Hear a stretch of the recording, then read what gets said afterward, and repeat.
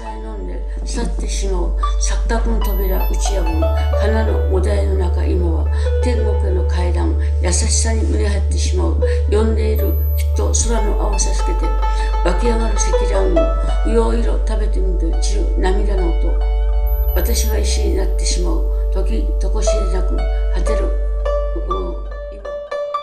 Kusama, God Kusama, she would wander into our office speaking sort of broken English, well, not quite broken English, but certain words in slick. And I'd lived in Japan for 2 years, so I kind of immediately liked her. And I thought she was so brave trying to be an artist in New York when thousands of people are trying to be an artist in New York, and it wasn't her country and it wasn't her language.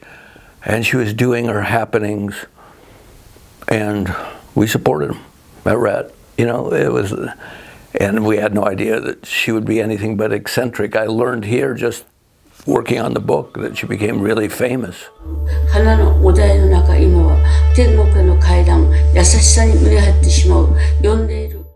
Kusama was doing nude happenings at cool places like the Statue of Liberty. She had, I guess you could call them dancers, and they did something about freedom. I don't know. It was cool. Kusama herself wasn't very sexual. We make fun of her because she wouldn't be naked in her own performances, and later I learned she was pretty asexual, and one reason she was into this is she was trying to work out her own psychology, her own psychosis by having these events. But they were anti-war, anti-government protests, and she was big on polka dots.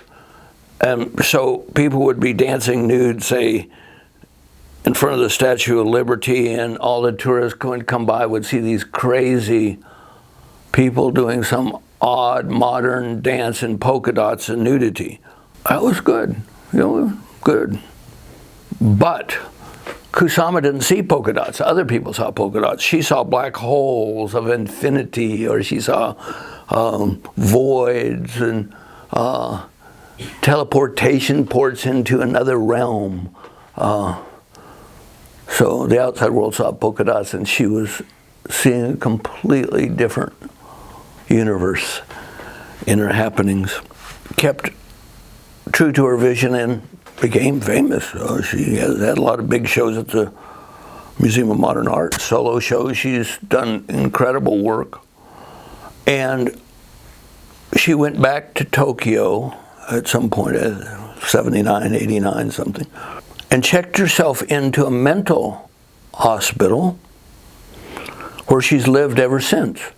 And she gets up every morning and has a studio about a block or so away from the hospital, and walks down from the mental hospital where she feels secure to her studio, works all day on her art, and then when she's tired and done, she walks back to her room at the mental hospital and gets in bed, and she feels safe.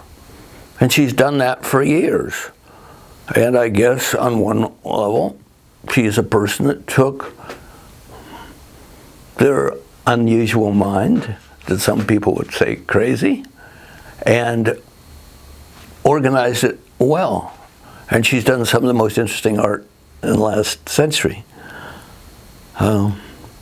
And at the time, she'd just wander in Rat with her latest happenings, and we'd send out a photographer and write up a little bit from time to time, and never expected much, except it was unusual and fun.